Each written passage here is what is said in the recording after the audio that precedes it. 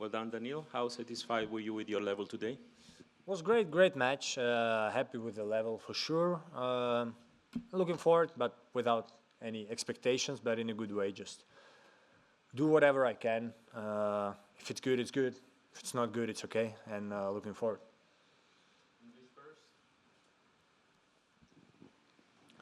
Daniil, Alex was saying that he felt that maybe it was a case that you didn't play that well in the first one and you were able to play a lot more freely because you didn't feel there was much to prove. Would that be fair?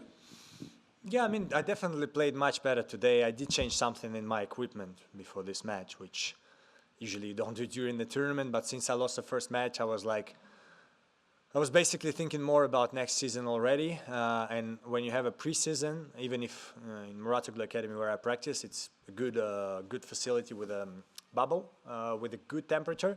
The balls, they're held in a cold atmosphere, etc. So it's never the same than in the ATP match. So whenever you test in preseason, then you come to Australia and it's a different story. So I had 2 matches here to test something and I did it today and it worked well. So that's also the case of just changing something outside of my responsibility. And as I said, I went into the match really trying to not care if I lose or win, if I play good or not. And it worked out well for me today. It was, of course, unfortunate for Alex because I played 26 times better than the first match. But yeah, that's how tennis is sometimes. I hope he can play well in the last match. Maybe it's going to be important for me. Hey, Daniil. Yesterday, Sasha said he had done some research into the tennis balls, and he found that the companies are actually using kind of worse materials. You may have heard this, so it causes the pressure in the balls to decrease, and that's why they kind of die in the air.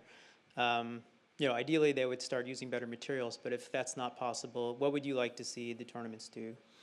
Yeah, I mean, I heard, so I don't know where Sasha did the research because I didn't do it and I don't know how to do it.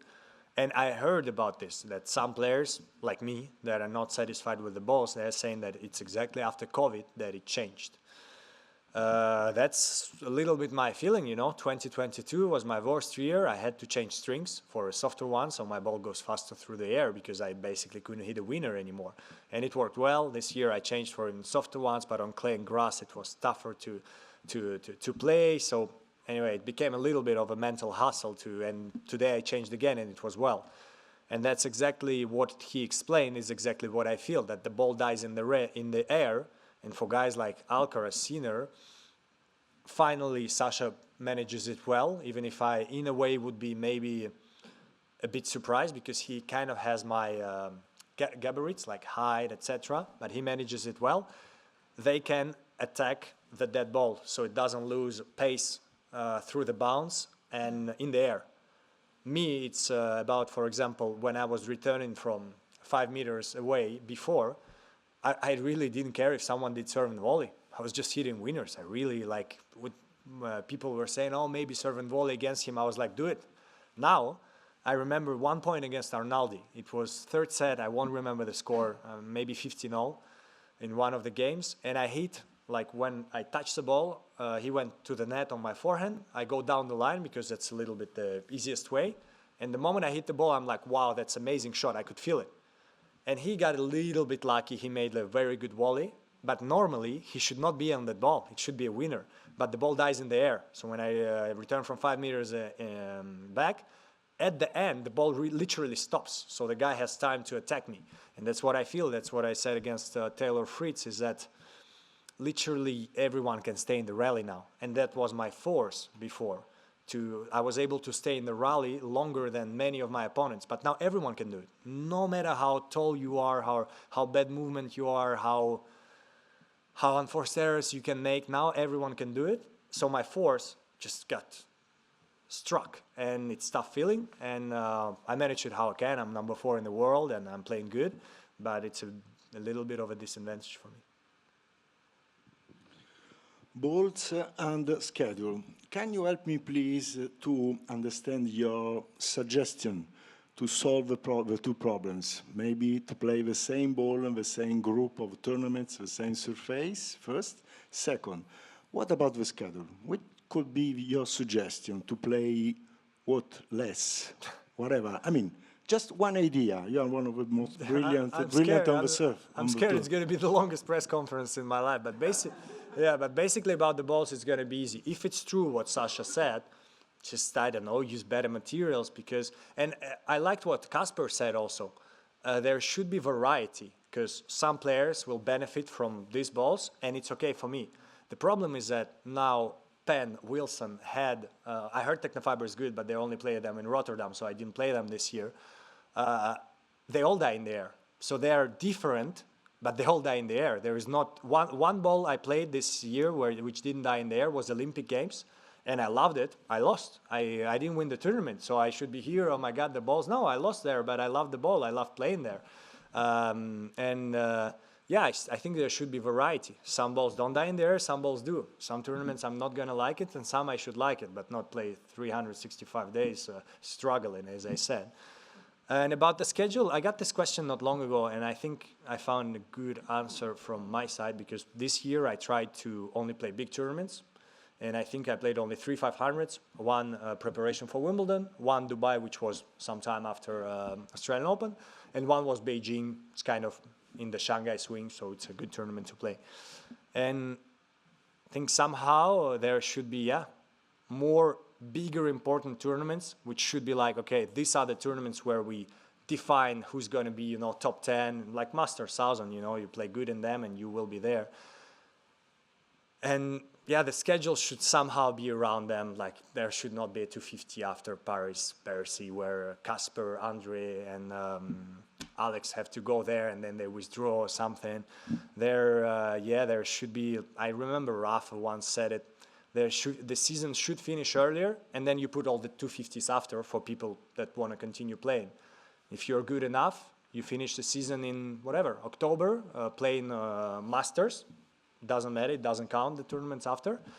And if you still feel like you need more points for Australian Open or more matches, you do it after. I think that's something to consider, because Carlos said it yesterday, and first match I had a meltdown, because every match I go, usually I go with a willingness to fight till the end to win.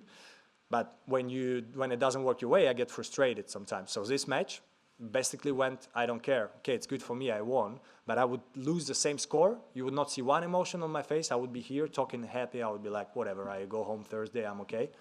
And that's not good, I think, when you play the Masters in Turin for huge money, huge points, and I don't care. I 200 points, whatever, good for me. But it should be different. Please, easy one. I answer one word and they were done. Difficult. Valdo Scanagata, UB Tennis. I'd like to ask you about your self-harming. You almost seem to enjoy when someone is whistling, when the crowd is getting angry at you. Why do you do that? And do you really like it? I mean, is that your goal in a way? No, to provoke the crowd? It was before. Now I don't like it anymore. I'm not as young. I don't have the same adrenaline. So I prefer in a way when, even against Fritz, when, I was deservedly booed, and a little bit, not too much. So I like when there is respect. I have to earn it from my side, but when there is respect both ways, it's the best way. And yeah, there were some matches in my career, especially for sure against Rafa in Australian Open. I mean, I feel like I didn't deserve what I felt there, but it's okay. And in general, I prefer more to be like today, where I'm calm, I'm composed, and the crowd feels it, the crowd likes it, and sometimes they support you, sometimes they support the other. It's better. I'm someone that has. Let's call it 1 time per year I would have self-harm problems, and it's definitely better not to do your self-harm. Simone Eterno, Eurosport.it. You invented something, you just said, for the new season in the match we saw today. What are you going to invent for the match against Yannick, considering that you lost 7 out of the last 8 nothing matches? too much. I feel like it's going to sound strange because I lost a lot of matches, but I feel like tactically I know what I have to do. It's just a problem. The guy is playing really good, so you can do the best match possible tactically, tennis-wise, and you can still lose. That's a reality, and it's not an easy reality. But now, as I said after the match today, I'm ready. I go out, I play my tennis. I lose easy, it's okay. I win easy, it's perfect. I lose tough, it's okay. I win tough, it's perfect. I will see how it goes. I will try to prepare well tactically, and I will just go for it. Hey, Daniil, well done today. Just two questions. What does this mean? The thing with when you stick your fingers in your ears, what were you trying to say? And then just also this idea of not caring, is that something you can do for the whole year? Because you clearly played pretty well for someone who didn't seem to care. No, impossible to do it throughout the whole year. That's not a good mentality to have throughout the whole year, because then at one moment you're literally gonna not care and lose because of it. But so that's not an ideal way. But when it's the end of the season, when you get a complete meltdown against Fritz a match before and you lose your mind, because I did lose my mind, sometimes it's a solution. Again, it's last. I have either 2 or maybe more matches left. Now it's 1. Whatever. I go for it. I go not even to have fun, but to not leave the match being like, oh my God, I had a meltdown, what happened? Just whatever happens, happens, just forget about it. And about blocking the noise, yeah, for sure, a lot of noise from myself to myself, from other people, from people around me, from people social media or even in the stands.